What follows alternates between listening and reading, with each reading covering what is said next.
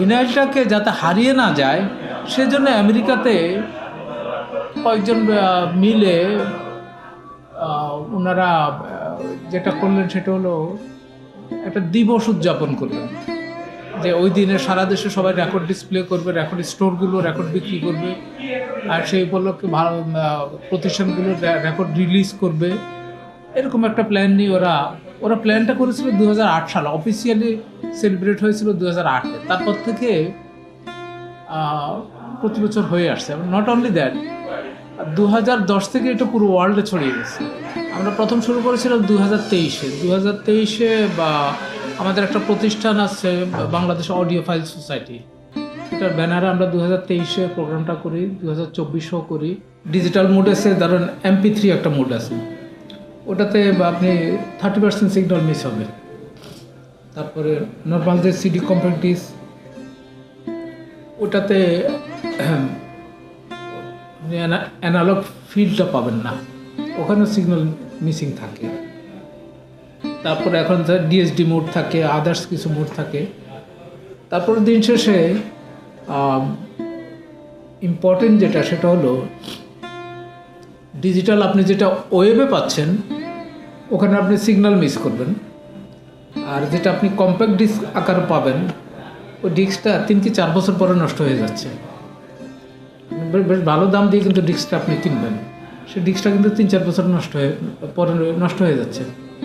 আর এই যে ভিনাইল রেকর্ডটা আপনি 200, 300, 400 বছরের কিছু হবে না।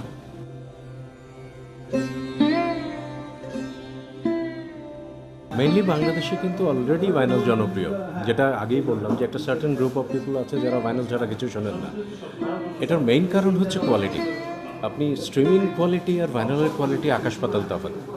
সো যারা কোয়ালিটি খোঁজেন, যারা ভালো মিউজিক শুনতে ভালোবাসেন, সুন্দর কোয়ালিটির মিউজিক শুনতে ভালোবাসেন, তারা ভাইনাল শুনবেনই, নো ম্যাটার হোয়াট।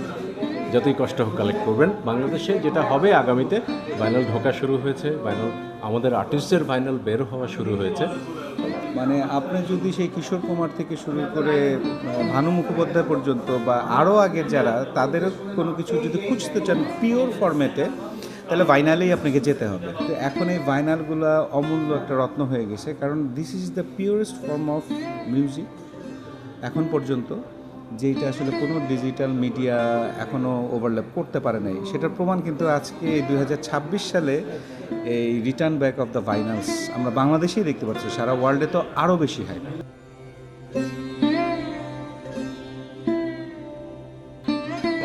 আমার কাছে মনে হয় এটা একটা ত্রিমাত্রিক ইমোশন তৈরি করে, যেটা সিডিতে খুব ভালো রেকর্ডিং হলে কিছুটা পাওয়া যায়, কিন্তু ডিজিটাল মিডিয়াতে একেবারেই পাওয়া যায় না। আর এখানে একটা অ্যাস্থেটিক ব্যাপার আছে। আপনি একটা কভার নিচ্ছেন, সেটা কে প্রডিউস করেছে। আমরা সবসময় গান শুনি, গানটা কে গাইলো এতটুকু পর্যন্তই থাকি, কিন্তু গানটা লিখেছে কে, সুরকার কে, এই ইনফরমেশনগুলো দেখা, এটা প্রথম কবে এটা লঞ্চ হয়েছে, এই আবেশ এবং ভালোবাসাটা অন্য কোনো মিডিয়াতে পাওয়া যায় না। আকৃষ্ট হওয়ার একটা অন্যতম কারণ আমার বেড়ে ওঠাটা হচ্ছে ছোটোবেলা থেকে বেড়ে ওঠা পুরান ঢাকায়। তো তখন আমি দেখতাম আশেপাশে প্রচুর লোক এই বড় বড় ভিরাল প্লেয়ার বাজাতো, এই রেকর্ড প্লেয়ার বাজাতো। ওখান থেকে আসলে আমার এর প্রতি আকর্ষণ।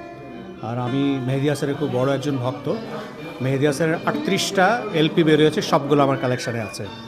প্লাস কিশোর কুমারের আমি একজন বড় ভক্ত। কিশোর কুমারের বাংলা LP বেরিয়েছে 8টাই আমার কাছে আছে।